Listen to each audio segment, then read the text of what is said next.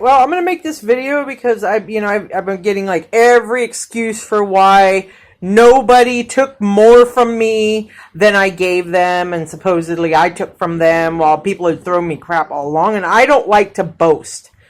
I have never been the kind who likes to like toot my own horn. But since my competitive edge has always been my drawings, my pencil, and this is kind of it's in its young stages because I haven't sat down to actually get to a mastery of graphite. But this is one of my drawings that I did probably in about the year 99, 2000, somewhere around there.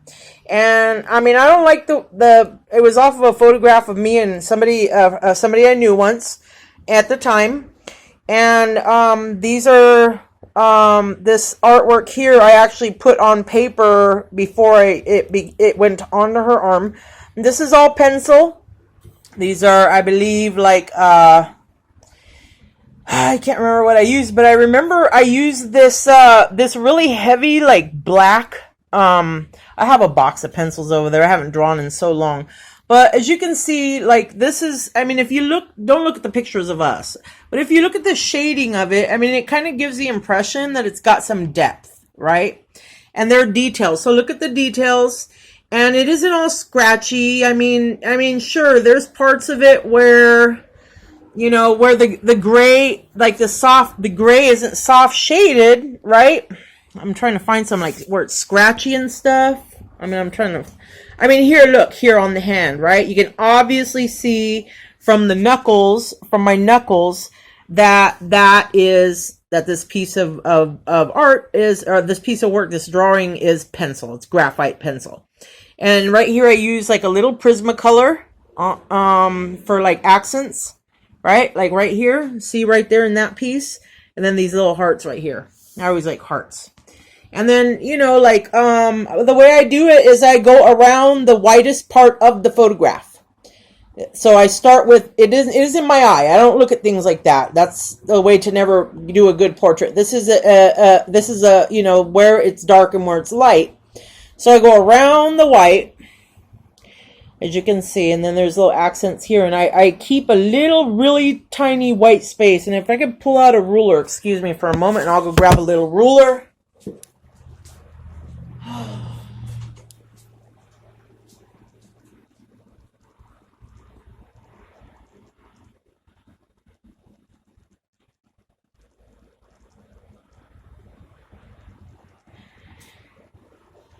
I'm sadly enough have never really been around people who really treasure like paper, like artwork like this, to the point that they'll frame it and keep it. Though they treasure, you know, like I've had people in my life, I'm talking about my it isn't a sad thing about them, but for artwork's sake, really much of what I give to my family gets kind of shuffled around in the moving and all this stuff. So a lot of my artwork kind of just went to pot. But I'll try to give you like a measure. Let's see, on the edge of this. Let me give you this right here. So I'll kind of, and anybody who knows how to eyeball, which I do, I eyeball, you know, things, right? On paper and stuff like this. That'll kind of give you somewhat of a scale. Just as a quick measure, I'm thinking that's about what? Maybe about 12 inches up and down here, and about 16 wide. The frame is the sloppiest thing, the mat. I don't have the money. I mean, just point blank, I haven't got the money. So the pencils I used here, and that's like set in a glass frame, and I just kind of tried to give it a little lip in here so it wouldn't set against that. I think that's like probably illustration board or something. So some of my favorite tools were always like the Micron pens. I like these. See, they come in different sizes, and I like them for stippling. And depending on what I'm working on, sometimes there's a spot where, you know, there might be a need for some stippling. So these come in all these different sizes. And you can see these tips, right? I'll try to get it in view. All right, you see this tip. I'll put it down here. And then I'll open another one. And I'll give you like a size comparison here. So you can see the tips of the pen. See how small the one on the right is? It's much smaller. I mean, that's like probably the size, the head of this right here is about the size. I'll try to point this out. See that there? That is about the size of a sewing needle. I mean, that's about how large that tip is. I don't like to damage these pens. I don't like them to dry out. It's tough, kind of on the, you know, on the move or without a home to care for these tools. I really treasure them. If it were up to me, if somebody, though I don't, and I speak in extremes, when somebody breaks the bindings of my books or magazines, I want to break their hands. I can't stand it. Nothing kills me. It makes me so angry. I just want to fucking shit on people who mess up books and magazines that way. Here's also, pardon my French. Here's also Sharpies are really good for something. Everything is pretty much good for something. Every single one of these are good for something. But the goal, for me at least, is to get a high quality result. High quality. A crayon will look really good in the right setting. If you're using it in the right place, you know, if you already know how to do that, though. See, that's why things like crayons usually go to children. Because children children actually do a good job with crayons because, excuse me, I just had breakfast. Because if you, like, I've taken children's, art, like, scrawling and their neat drawings and turned them into things like sketches for stuffed animals, right? Like a doll, you know, they have this odd shape, so they're really cute. These I don't really use. I don't really use them.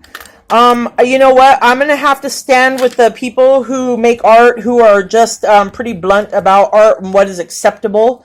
And and it isn't an ego trip, okay? But whenever I'm evaluating something, right, a piece of art, it's, will I hang it on my wall? If I won't hang it on my wall, then I wouldn't pay for it. If I do hang it on my wall and it's like a children's piece of art, for example, that's because, as children, like, if I did give them something, that's because they're children and it would be encouraging for them to get a little something if they're really making art and showing a real interest in it. I would buy art. Oh gosh, if I had it in my, like, funds, I would go out and shop for other people's art for sure. And I don't want to be insulting or anything, but I mean, you know, okay, let me see. How do I put this? So I've done far worse than this, right? Every bit of this is like just pencil. See this really dark right here? Okay, see that depth? All right, okay. All of this is pencil, a little colored, like, you know, in here, like that bronze colored. And there's some hazel around and there's some accents. Plus I drew that art. That is my style. That is my style. That is my style. And though I don't copyright and trademark and stuff like this, but that is my style. Nobody else's. It's nobody else's. If you see it, it's probably somebody loved my style and that's really cool. Thank you. And then because, you know, poor people or people from poor families who have talent with tools that are difficult to get a sellable sellable end result with, that happens a lot.